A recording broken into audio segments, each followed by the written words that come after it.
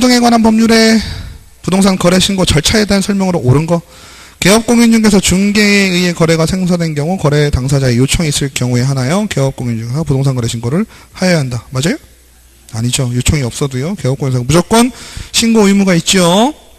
거래 당사자 중 일방이 국가 등인 경우, 일방이 국가 나오면 무조건 누가 하겠어요? 국가가 하겠죠. 왜 그럴까요? 국가의 정보를 알 수 있을까? 그렇죠? 공동매수에서 일부 매수인의 변경. 이 문제에 아주 내가 쓰러졌지요. 쓰러졌어요. 5번, 잠깐 4번 빼고요. 5번. 개업공인중개사가 전자문서로서 해제 등의 신고. 나왔죠, 이거? 신고서의 거래 당사자의 서명 또는 날인을 받아야 된다. 이거 없어졌죠? 안 받아도 됩니다. 4번 같은 경우는요, 조금 확인해 두셔야 될게요. 우리가 부동산 거래 신고를 하는데요. 거래 신고를 할 때 정정과 변경 신고가 있었어요. 그죠? 변경 신고는요, 그래도 내용이 조금 중요한 거고요. 정정 신고는 어땠나요? 조금 가벼운 내용입니다. 공인중개사의 주소가 변경됐다든지 이런 것들 있잖아요. 가벼운 것들은 정정이란 개념으로 가시면 되고요. 변경도 일부 정도는 어느 정도 용인되는 선에서는 변경 신고로서 처리가 되는데요. 우리 중요한 것들 있잖아요. 예를 들어서 변경 신고에서 조금 더 중요하다. 이거 왜 이러지? 라고 할 수 있는 부분은 뭐냐면요. 부동산 대상은 그대로인데 가격만 변경되는 경우 있잖아요. 그죠? 처음에는 이렇게 계약을 했단 말이야. 근데 그대로 부동산을 1억 5천 혹은 8천 이렇게 변경이 되는 경우 있잖아요. 그런 경우에는 신고서를 받은 사람도 의심을 좀 하게 되죠. 그럴 경우에는 거래계약서를 첨부하라고 돼 있죠. 맞죠? 그 다음에 우리가 또 뭐가 있냐면 지금 여기 나온 내용인데요. 공동 매수하는 사람이 여러 명이 있었잖아요. 여러 명이 있었는데 매수인이 추가된다든지 혹은 교체된 경우가 있을 수 있고요. 또 부동산이 한 필지였다가 두 필지가 되는 경우, 이런 경우 있을 수 있죠. 이런 경우에는요, 그거에 대한 진영을 파악하기가 좀 애매할 수 있어요. 그래서 그때는 어떻게 해야 될까요? 취소하고 다시 하셔야 돼요. 그죠? 그러니까 지금 여기서 나온 건 좀 문제가, 매수인의 추가 또는 교체된 경우에는 변경 신고를 하는 것이 아닙니다. 그죠? 맞죠? 그리고 부동산이 추가되는 경우도 변경 신고를 하는 것이 아닙니다. 이해되시죠? 두 가지를 확인을 하셔야 돼요. 그래서 우리 텍스트에도 교과서에도 보면요, 그 부분은 제외, 그 부분은 제외한다. 이렇게 표현이 돼 있어요. 이해되시죠? 그래서 4번도 틀린 얘기가 돼요. 해당된다가 아니라 해당되지 않는다예요. 3번, 부동산 거래 신고를 하려는 자는 신고인의 주민증, 운전면허증, 여권 등 신분을 확인할 수 있는 증명서를 신고관청에 보여주어야 된다.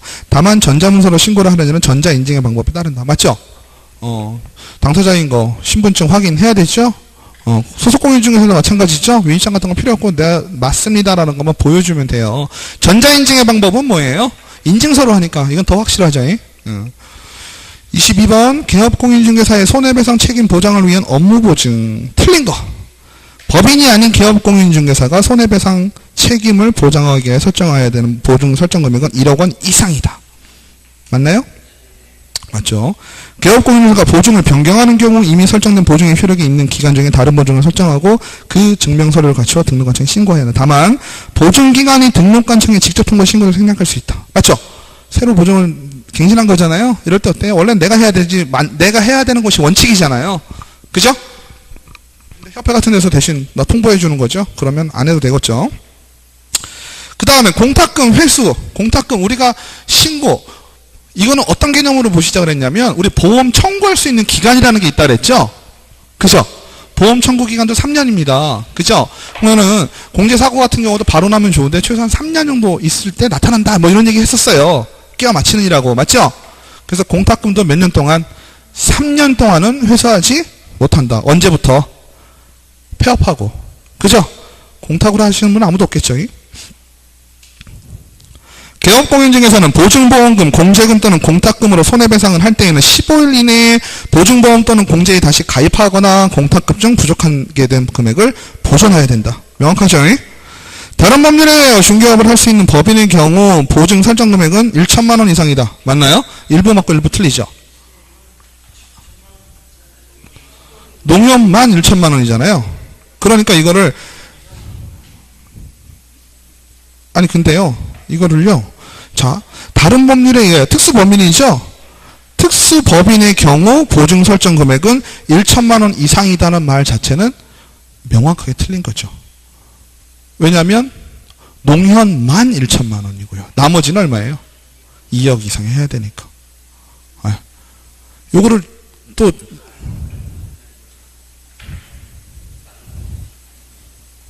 그래요? 1천만 원 이상이라 그러면 안 되고요. 농협만 1천만 원 이상이고 나머지는 2억 원 이상이다. 이렇게 돼야지 말이 되죠. 네. 그러니까 이거를요. 어떤 우리 그러니까 보증에 대한 부분은요. 무조건 뒤에 말이 뭐죠? 이상이에요. 개인도 1억 이상, 법인도 2억 이상, 그죠? 특수법인은 1천만 원 이상 또는 2억 이상 이렇게 얘기를 해야 명확한 표현이 되기 때문에 얘 같은 경우는 생각하기 나름이지만 뭐 금액으로 따진다면 틀린 얘기는 아니죠. 금액으로 따지면 틀린 얘기는 아닌데 예를 들어서 그럼 1억 5천 원 해도 되냐? 라고 물어봤을 때는 틀린 얘기가 되죠.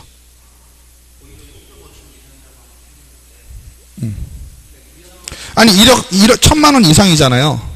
천만 원 이상이라고 하면 그래 그럼 다른 법인의 경우 특수법인의 경우는 1억만 해도 되는 건가? 라고 반문할 수 있잖아요. 그죠? 농협인 경우는 농협은 상관없지만 다른 법인은 2억 이상 해야 되니까. 네. 네. 아니요, 변경이요. 취소하고 다시 해야 된다는 얘기예요. 정정은 더 가벼운 거예요. 정정은요, 더 가벼운 거고요. 네. 변경 신고가 그래도 조금 내용이 있는 건데요. 그 내용 중에 뭐가 있냐면 매수인이 추가가 된다든지 이런 것들은 제외예요. 변경 신고에서. 그리고 부동산이 추가가 되는 것도 제외해요. 그죠? 제외하니까 변경 신고 사항이 아니란 얘기죠. 아예 취소하고 다시 하라는 얘기예요. 그러니까 지금은 정확하게 보시면 21번의 4번 같은 경우는요. 그 가로 안에 있는 매수인의 추가 또는 교체된 경우에만 해당된다라는 말이 틀린 거예요. 네. 23번 다음 중 공인중개사법상 실무교육 타당하지 않은 거 중개사무소 개설 등록을 하고자 하는 자는 등록 신청일 전 1년 이내에 시도조사가 실시하는 실무교육을 받아야 된다. 명확하죠? 폐업신고 1년 후 1년 이내에 다시 할 때는 실무교육 안 받아도 되죠? 1번, 2번은 쉽죠? 3번은요. 분사무소에 근무하는 책임자. 분사무소의 책임자죠? 분사무소 책임자는 뭐예요? 공인중개사죠. 당연히 실무교육 받아야 되겠죠? 책임자뿐만 아니라 분사무소의 소속 공인중개사도 실무교육 받자 했어요. 5번. 시도지사는 실무교육에 관한 업무를 위탁한 때에는 교육에 필요한 인력 및 시설을 갖추었다고 인정되는 기관 또는 단체에 위탁해야 된다. 맞죠? 시도지사가 맞았고 위탁이 맞았어요. 그리고 교육에 필요한 인력 시설 맞았지요. 4번. 답 보셨나요? 틀린 게 뭐예요? 4번에서.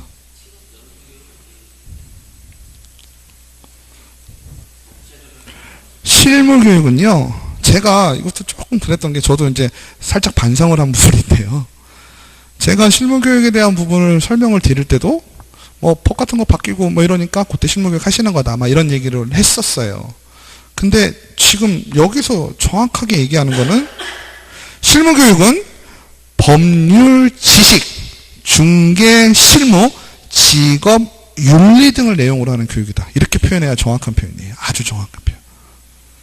그죠?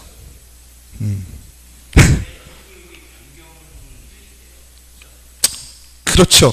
변경이라고 하면은 연수교육에 좀 가깝다고요. 왜냐하면 개념적으로 보시면 어때요? 실무교육은 첫 교육이죠. 연수교육은 변경하는 거고. 그죠?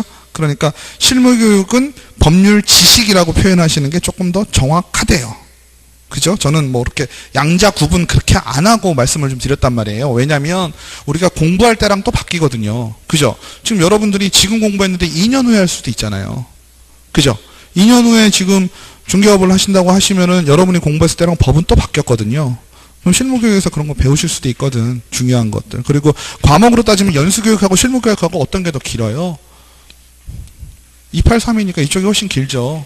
그죠? 실무교육이 훨씬 더 길거든요. 연수교육은 좀 짧고요. 그리고 연수교육은 제가 직접 해봐도요. 연수교육은 정말 술렁술렁 하고요. 실무교육은 그래도 여러분들이 지금 2달 후의 모습이 실무교육 받으시는 상황이거든요.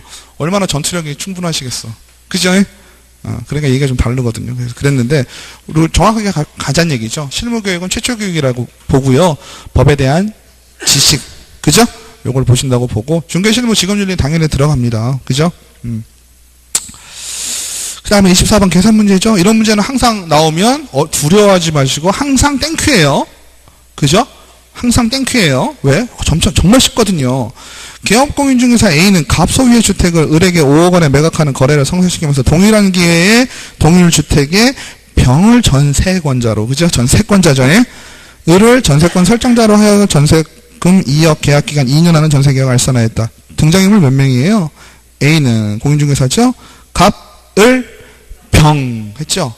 그러니까 병 출연하면 이미 우리가 동일한에서 한 동일이 빠졌죠. 동일은 의미가 없어요. A, B, C 다, 갑을 병 다 받아야 되죠? 맞나요? 그러면 5억 원이에요. 매매죠?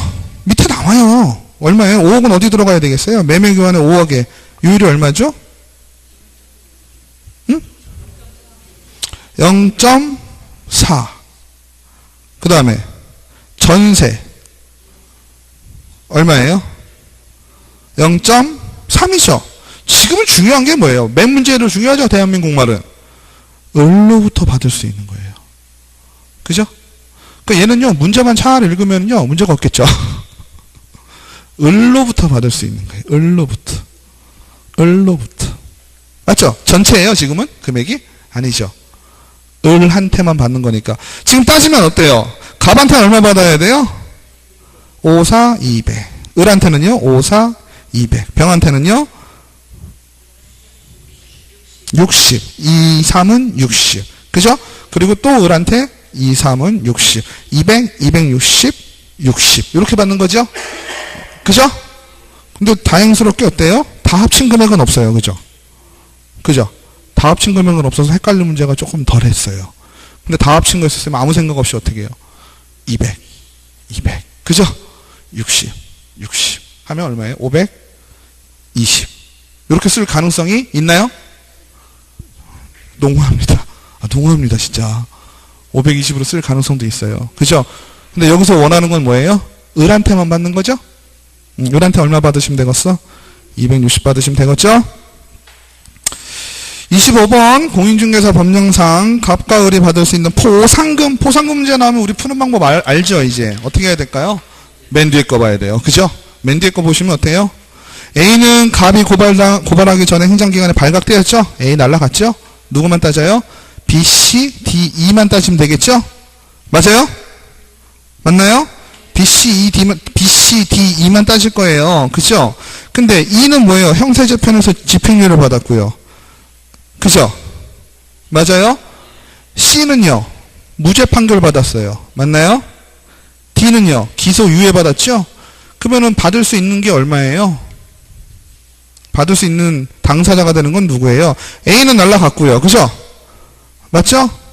E는 어때요? 맞죠? E 하나. 그리고 D는 기소유예. 맞죠? C는 무죄 판결이네요. 그죠? 무죄 판결이면 못 받아요? 받죠. 맞죠? C, D, E 다 받을 수 있겠죠? 맞나요? 그 다음에 A는 걸렸죠 벌써. 그죠?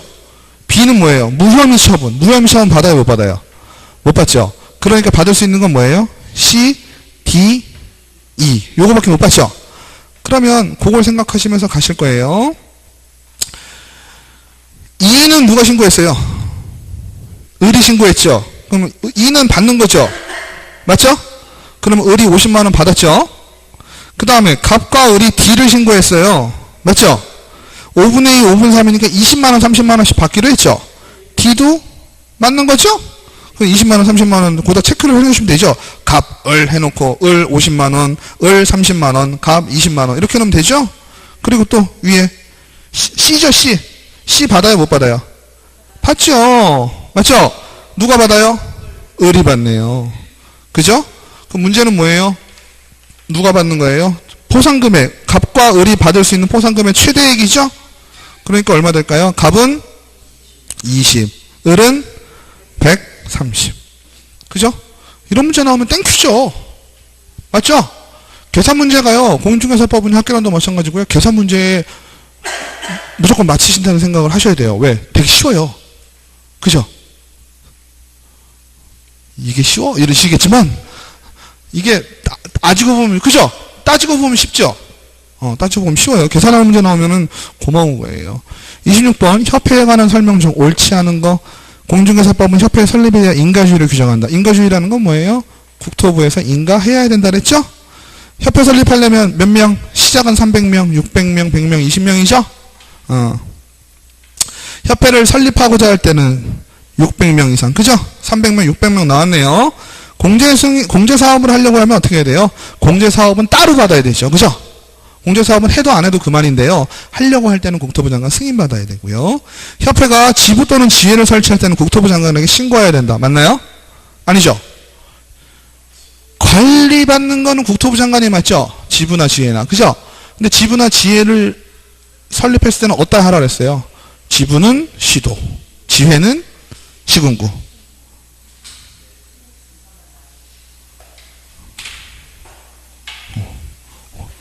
네, 괜찮아요. 한두 문제 정도 나가겠죠? 괜찮겠죠? 네. 그래서 국토부 장관에게 신고하는 것은 아니죠. 27번, 성남시 분당구에 살고 있는 갑은 공인중개사 시험에 합격하여 경기도지사로부터 자격증을 교부받고 강남구에서 개설 등록을 하고 중개업을 영위하던 중 위법행위가 적발되어 행정처분을 받았다. 갑에 대한 행정처분권자. 이거 문제가 아니죠. 서비스죠. 금방 오시네요. 서비스죠. 어떻게 하라 그랬어요? 준사람이 뺏는 거예요. 맞죠? 자격증 누가 줬어요? 경기도지사. 등록 어디다 했어요? 구청장. 그럼 어떻게 해야 되겠어요? 자격 취소는 경기도지사. 등록 취소는 강남구청장. 문제도 아니죠? 28번 1년에 1천만 원. 이거는 조금 잘 기억이 안 나도 어때요? 어떤 게 더 심한지는 아니지. 이렇게 따지자는 문제예요. 그죠? 조금 쉽게 나온 거지만 어때요? 2번 둘 이상의 중개사무소 둔 자. 1번부터 볼까요? 거짓 그 밖에 부정한 방법으로 중개사무소 개설 등록을 한 자. 이거 아주 나쁜 거죠. 무등록에 버금가죠. 맞죠? 두 번째, 둘 이상의 중개사무소를 둔 자. 중개사무소예요? 중개등록이에요? 사무소죠. 사무소니까 좀 약하자잉. 임시 중개시설물 설치한 자.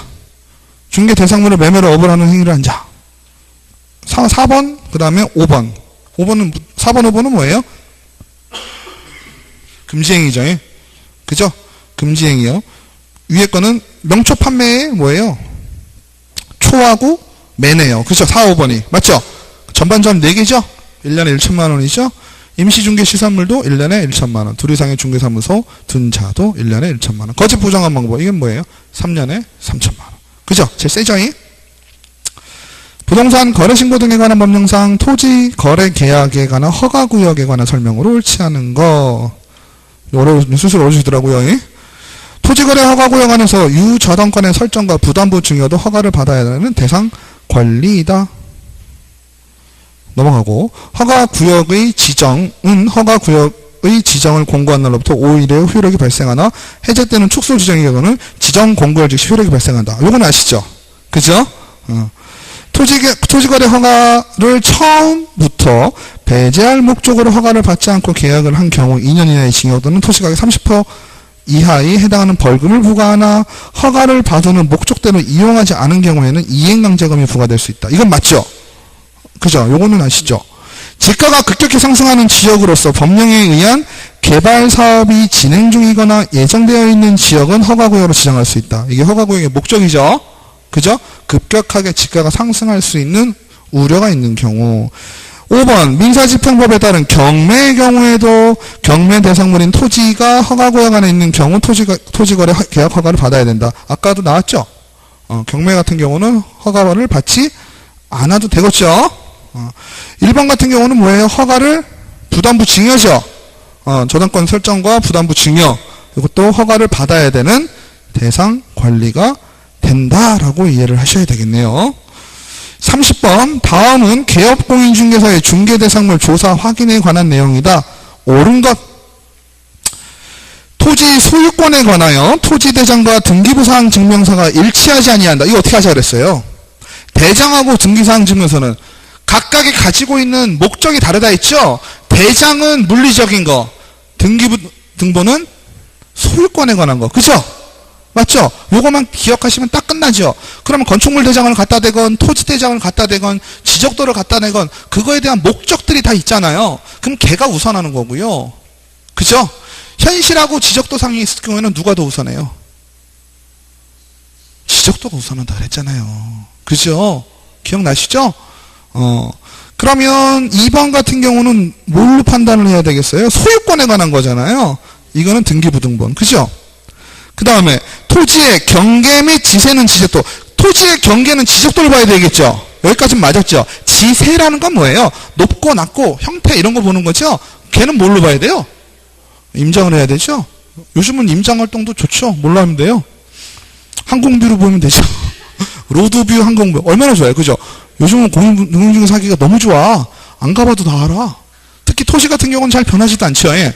건물 짓지 않는 한 그 토지가 몇 년, 2년, 보통 한 2년 전 사진이 올라가 있거든요. 로드뷰 환경부에. 그래도 대충 다 나와요. 경계 뭐 이렇게 생긴 것들. 그리고 가끔은 다른 계절에는 어떻게 보일까도 보여요. 오히려 더 좋아. 그런 경우도 있죠. 보통은 겨울철 사진이 안 나오고 여름철 사진이 띄워져 있으면요. 겨울에도, 그죠? 여름철에는 어떻게 보일까? 이것도 우리가 예상할 수 있어. 세상이 좋아졌죠. 지적도 작성 시에 기술적 착오가 있더라도 지적서상의 경계가 우선한다. 맞아요? 기술적 착오, 이게 실제 경계보다, 실제 경계, 지적도 경계. 실제 경계가 더 우선하는 거죠? 맞죠? 제가 거꾸로 얘기했죠, 또? 실제 경계가 우선한다. 경계를 볼 때는, 그죠? 1번은 볼까요? 임야대장의 면적과 등기사항 증명서의 표지부의 면적이 다르다. 임야대장의 면적, 등기사항 증명서의 면적, 등기사항 증명서에도 면적이 나오죠? 그죠? 등기부 다 띄워보셨잖아요. 있으시잖아요. 그럴 때는 누가 우선해요? 대장이 우선하겠죠. 맞죠? 유치권의 성립 여부는 등기사항 증명서 을구를 열람하여 알 수 있다. 유치권 등기사항 증명서 보면 알아요? 유치권은 안 나오죠? 유치권이 등기사항 증명서에 나오면 사람들이 지나가다가 빨간 페인트로 유치권 행사 중 쓸 필요가 없죠. 공시할 필요가 없죠. 31번이요. 다음 중 중개대상물 확인 설명서 2가 뭐예요? 비주거형 건축물이죠. 3가 토지고요. 4가 공장재단, 광업재단이에요. 그러면 비주거형 건축물의 기재사항에 해당하지 않는 건 어떤 게 될까요? 상가가 그닥 중요하지 않은 건 뭐가 있을까요? 상가에 있어서 환경조건이 되겠죠? 그죠? 환경조건은 상가에 그닥 중요하지 않을 거예요. 그래서 나머지 것들은 다 당연히 있어야 되고요. 환경조건은 없을 거고요. 주거형 건축물에 대한 작성 방법 좀 틀린 거. 근저당 등이 설정된 경우 채권 최고엔을 확인하여 기재한다. 그 밖에 경매 및 공매 등의 특이사항이 있는 경우에는 이를 확인하여 기재한다. 맞나요? 맞죠? 채권 최고액은 뭐 보셔야 돼요? 등기부 보셔야 되겠죠? 그죠? 비상벨이 있는지 여부, 승강기가 있는지, 이거는 뭐예요? 세부 확인 사항이죠? 그죠? 뒷장에 있는 내용이잖아요? 얘는 누구한테 물어보라 그랬어요? 주인한테 물어보라 그랬잖아요. 그죠? 그 다음에 거래 예정 금액은 중개 완성 전 거래 예정 금액을 기재한다. 맞죠? 중개가 완전히 그러니까 우리 시스템상으로 현실적으로는 똑같이 동시에 쓰는 거지만 우리가 거래 계약서 작성과 중개대상물 확인 설명서 작성이라는 측면에서 본다면 얘가 조금 더 앞선다 했잖아요. 그래서 거래 예정 금액은 거래 예정 금액 완성천. 그 다음에 1km 이내에 있는 쓰레기 소각장, 쓰레기 처리장, 장례식장은 비선호시설에 기재한다. 그죠? 얘네들은 다 비선호시설이죠. 공부에서 확인할 수 없는 사항은 부동산 정보망 등에서 확인하여 그 밖에 이용 제한 및 거래 규제 사항에 기재한다. 공부에서 확인할 수 없는 건 다른 방법을 이용을 하라는 얘기죠. 근데 가로에 뭐라고 되어 있나요? 임대차의 경우는 생략할 수가 없대요. 그 밖에 이용 제한 및 거래 규제 사항에 대해서. 근데 임대차가 그 밖에 이용 제한 거래 규제 사항 이게 중요해요? 임대차일 경우? 임대차인데요? 내가 살 때나 중요하지. 그 밖에 이용 제한 거래 규제니까요. 그거를 우리가 임대차를 할 때는 어때요? 그 목적물을 그 용도에 맞게 사용하는 것 뿐이잖아요. 용도를 변경한다든지 그거를 이용해가지고 수익하는 게 아니잖아요. 임대차일 경우는 일반적으로. 그래서 생략할 수 없다가 아니라 생략할 수 있다가 되겠죠? 그 다음에 부동산 거래 신고 등에 관한 법률상 토지거래 허가 구역 내에 있는 토지를 허가를 받고 거래 계약을 체결하였다. 옳지 않은 거? 토지거래 허가구역 내에 있는 토지가 농지라면 농지법상 농지 취득 자격 증명, 농취증을 받은 것으로 본다. 맞을까요? 토지거래 허가구역에서 토지거래 허가라는 건 뭐예요? 그 용도에 맞게 내가 뭔가를 사용할 수 있게. 그죠? 그 내 말이 이해가 되고 나의 계획이 인정이 될 경우 허가를 내주는 거잖아요. 그죠? 지금 얘기는 결국은 농지를 취득하겠다는 얘기잖아요. 그럼 농취득 그거잖아요. 내가 농지 취득 자격 증명이라는 거니까. 토지거래 허가를 받으면은 농취증을 받은 걸로 보겠어요? 안 보겠어요? 받은 걸로 보겠지요. 그죠? 그 다음에 토지거래 허가를 받았다라면 거민을 받지 않아도 된다. 거민이라는 건 뭐라 그랬어요? 거민계약서. 그죠? 형식적인 측면만 고려하는, 그죠? 형식적인 것만 고려해서 등록관청에서 가서 도장 찍어주면 그거 가져가야 뭐가 나온다 그랬어요? 등기가 된다 그랬죠? 맞죠? 계약서에 도장 찍는 거라 했잖아요. 근데 토지거래 허가 누가 하는 거예요? 등록관청에서 하는 거니까 그놈이 그놈이죠. 맞죠? 4번 토지거래 허가구역 내에는 토지를 취득하는 계약을 체결하는 외국인이 토지거래 허가를 받았다면 동법상 외국인 취득 특례에 따른 허가를 받지 않아도 된다. 외국인이 신고해야 되는데 토지거래 허가를 받았다는 거는 토지거래 허가를 받는 땅은 많지가 않잖아요. 근데 이미 그거는 우리가 외국인이 특례법에 의해서 받아야 되는 것보다 더 센 거잖아요. 지금 토지거래 허가는. 그죠? 그러니까 받은 걸로 봐준다는 얘기고요.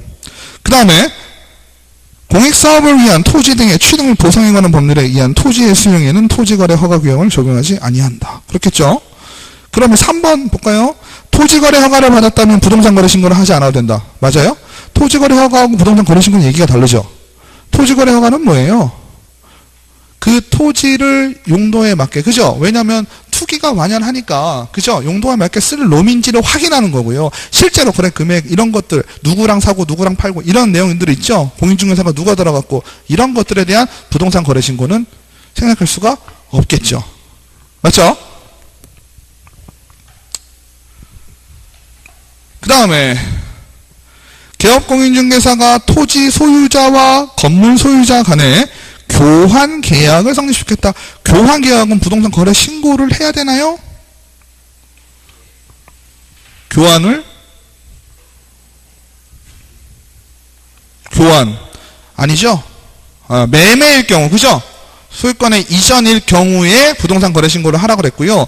교환일 경우에는 어떻게 해야 될까요? 근데 우리가 거민계약 잘 모르죠? 왜 잘 모를까요? 우리가 직접 하는 경우가 거의 없죠? 다 어디서 해요? 법무사에서 알아서 하죠. 부동산 거래 신고 일반인이면 알아요? 몰라요? 몰라요. 그죠? 그리고 부동산 거래 신고라고 부르지도 않아요. 뭐라 그래요? 좀 아시는 분들은 실거래 신고요. 실거래 신고 이러죠? 맞죠? 그러면 부동산 거민계약서 매매가 아닌 교환 계약을 할 경우 부동산 거래 신고 대상은 아니지만 거민 신청 대상에는 해당된다. 등기되려면 거민 받아야 된다는 거죠. 거민 신청은 계약 당사자 중 1인이 할 수가 있고요. 개업공인중개사에 관한 사항도 거민계약서의 필요적 기재사항에 포함된다. 당연하겠죠? 거민 신청을 받은 관할청은 계약서에 형식적 요건의 구비 여부만을 확인하고 그 기재에 흠결이 없다고 인정될 때 거민하여서 거민 신청인에게 교부하여야 한다라는 거죠. 그러면 거민하고 부동산 거래 신고하고 차이점은 뭐냐면 공인중개사에 거민 신청 의무가 없다라는 겁니다. 그죠? 부동산 거래 신고는 공인중개사가 중개를 한 경우에는 당사자보다 공인중개사가 부동산 거래 신고에 관한 신고 의무가 있었거든요. 근데 거민계약서는 그게 없다라는 거죠. 아시겠죠? 그래서 개업공인중개사는 거래 당사자로부터 거민 요청이 있는 경우에는 거민 신청을 하여야 한다라는 말 자체는 뭐예요? 개업공인중개사의 거민 신청 의무를 얘기하는 거잖아요. 근데 거민 신청 의무가 없다는 얘기죠. 그 다음에 35번 명의신탁 얘기인가 보죠. 부동산 실권리자 명의 등기에 관한 법률.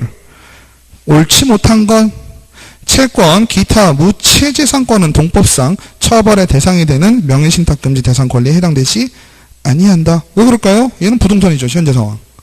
맞죠?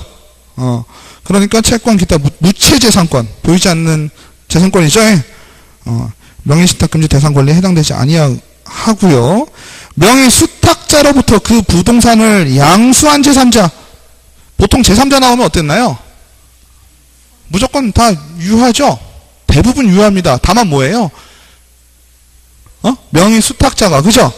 명의 수탁자의 배임 행위에 적극가담. 그죠? 무슨 말씀인지 이해되시죠? 선이든 악이든 상관없죠? 제3자는요, 선이든 악이든 간에 나한테 오면 끝이요. 나한테 오면 끝인데, 중요한 건 내가 그 명의 수탁자가, 그죠? 행위를 함에 있어서, 배임 행위를 함에 있어서 내가 적극적으로 가담을 했다라고 하면, 나한테 온 거는 무효죠. 맞죠? 3자간 등기 명의신탁, 중간생략형 명의신탁에 있어서 등기를 수탁자 앞으로 격려하였다 하더라도 소유권은 원소유자에게 귀속한다. 그죠? 그래서 원소유자가 반환 청구할 수 있었죠. 채무 변제를 담보하기 위해 채권자가 부동산에 관한 권리를 가등기하는 것은 동법상 명의신탁에서 제외된다. 맞죠? 2번, 명의수탁자가 매매계약의 일방 당사자가 되고 상대방은 명의신탁 약정이 명의신탁 약정이 있다는 사실을 알지 못하는 경우라면 지금 누가 모른다는 거예요? 매도인이 선이란 얘기죠. 매도인이 성이면 지금 명의수탁자 같은 경우는 매도인이라고 봤을 때 매도인이 얘가 명의수탁을 받았다 이걸 모른다는 얘기죠. 이럴 경우에는 물권 변동의 효력이 있을까요? 없을까요? 있죠. 그죠? 매도인이 선이면 등기는 유효하게 되겠죠. 그 다음에 36번. 다음은 주택임대차 보호법상 임차주택에 대한 경매가 이루어질 때 임차인 보호와 관련된 내용이다. 옳지 않은 건 임대차가 종료했는데 보증금을 못 받았어요. 그죠? 보증금을 못 받은 임차인이 집행권원을 확보했다. 집행권원이면 뭐가 될까요? 법원의 확정 판결 이런 거 되겠죠? 확정 판결 받아서 강제경매를 신청하고자 할 때 반대 의무의 이행 또는 이행의 제공을 집행 개시 요건으로 하지 아니한다라고 합니다. 이게 무슨 얘기예요? 그죠? 반대 의무 이행을 해는 게 집행 개시 요건이 되는 것은 아니란 얘기죠. 그 다음에 임차주택에 대한 경매가 이루어지면 임차권은 소멸하되 보증금 전액이 변제되지 아니한 대항력이 있는 임차권은 소멸되지 않는다. 맞죠? 여기서 얘기하는 대항력은 누구한테? 경락자에게. 그죠? 경락자에게 대항할 수 있는 대항력이 있다면 보증금 다 못 받으면 어떻게 되는 거예요? 대항력이 있는 경우에는 임차권이 소멸되는 것은 아니죠? 다 받을 때까지. 임차인이 임차주택의 매각대금에서 최우선 변제와 확장일자에 의한 우선 변제를 받기 위해서는 배당 요구 종기까지 배당 요구해야 된다. 맞죠? 배당 요구를 해야 받을 수 있어요. 경매 절차가 종료되어서 배당 과정에서 보증금을 수령하려면 임차인은 임차주택을 비워주어야 한다. 맞죠? 임차인이 최우선 변제를 받기 위해서는 배당 요구 종기까지 대항 요건을 갖추고 경매 개시 결정 등기 전까지 대항 요건을 유지해야 된다. 배당 요구 종기하고 경매 개시 결정 등기하고 누가 더 빠른 거예요?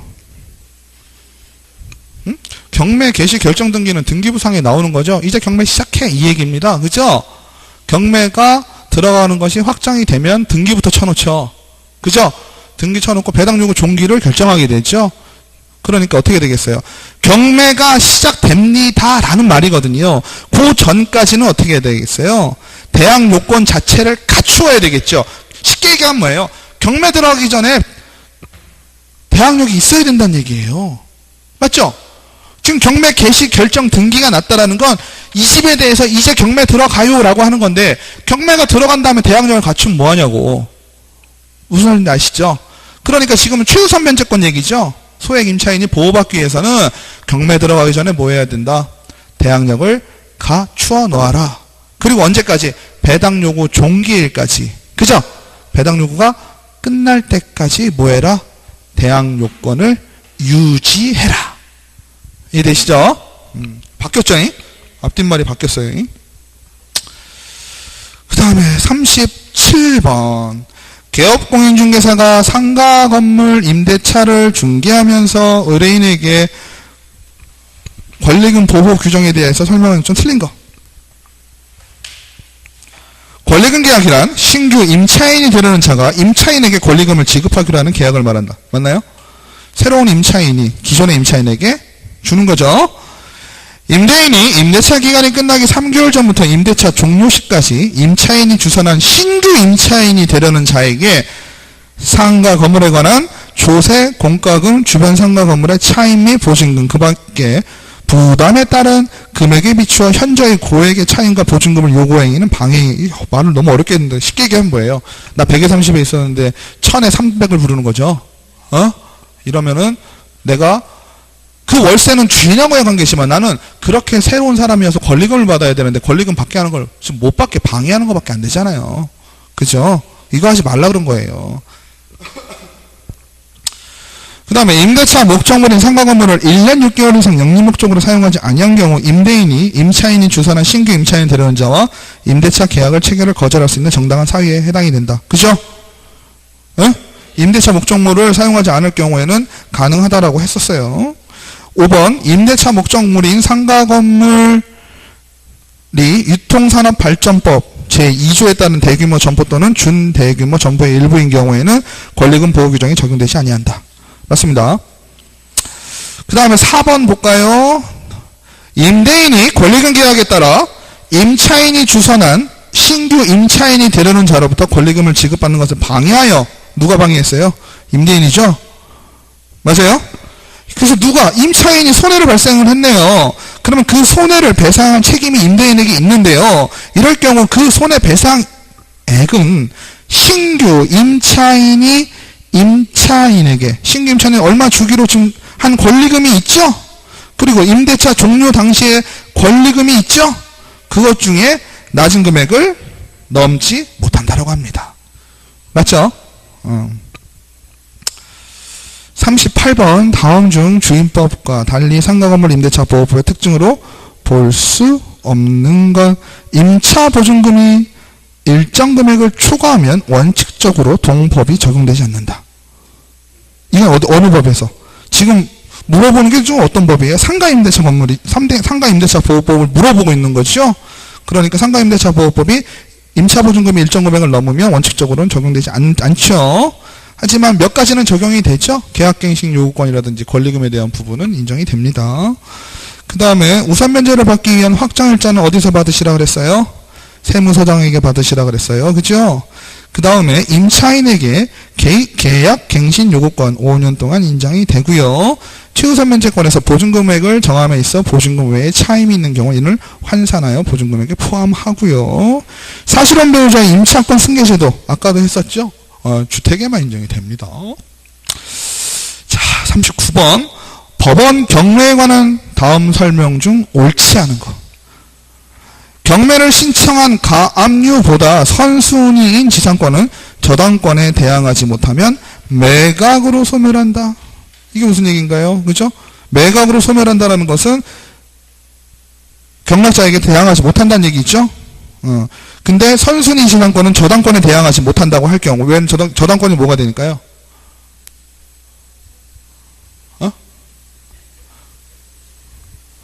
경매를 신청한 가압류보다 그죠? 경매를 신청한 가압류보다 앞에 있는 지상권이죠. 근데 저당권은 뭐가 되나요? 저당권, 가압류, 근저당권 다 뭐가 되나요?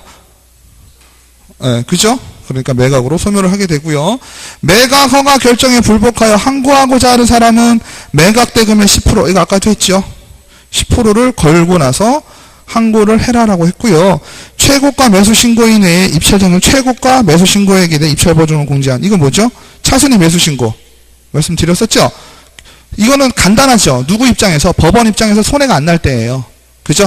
보증금 플러스 차순위 매수신고인의 금액을 더했을 때 낙찰가보다 높으면 되겠죠?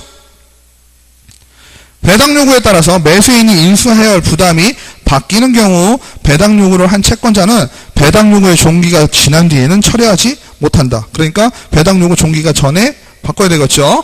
이게 바뀔 수가 있는 거죠. 배당 요구에 따라서 매수인이 인수해도 부담이 바뀌잖아요. 그죠? 안 해도 되는데 했다 치면 매수인의 입장에서는 아까 뭐 땡큐라고 그랬죠. 옳지 않은 것은 경매 개시 결정 이전에 전입한 임차인이라면 경락인에게 대항하지 못할 경우라도 인도명령 대상이 되지 않는다. 대항하지 못하면 인도명령의 대상이 되죠. 그죠? 대항력이 없으면 어때요? 인도명령 나가라고 해줘. 끝나니까 다. 40번. 개업 공인중개사는 매수 신청 대리와 관련하여 위임으로부터 소정의 보수와 실비를 받는다. 다음 설명 중 틀린 것. 개업 공인중개사는 보수표와 보수에 대하여 이를 위임인에게 위임계약 전에 설명하여야 한다. 맞나요? 최고가 매수 신고인 또는 매수인이 되지 못한 경우 보수는 50만원 범위 안에 당사자 합의를 결정한다. 맞죠? 개업공인중개사는 위임으로부터 매수신청 대리 대상물의 권리관계 등의 확인 또는 매수신청 대리 실행과 관련하여 발생하는 실비를 받을 수 있다. 다만 매수신청 대리에 필요한 통상의 실비는 보수에 포함된 것으로 본다. 맞는 얘기인가요?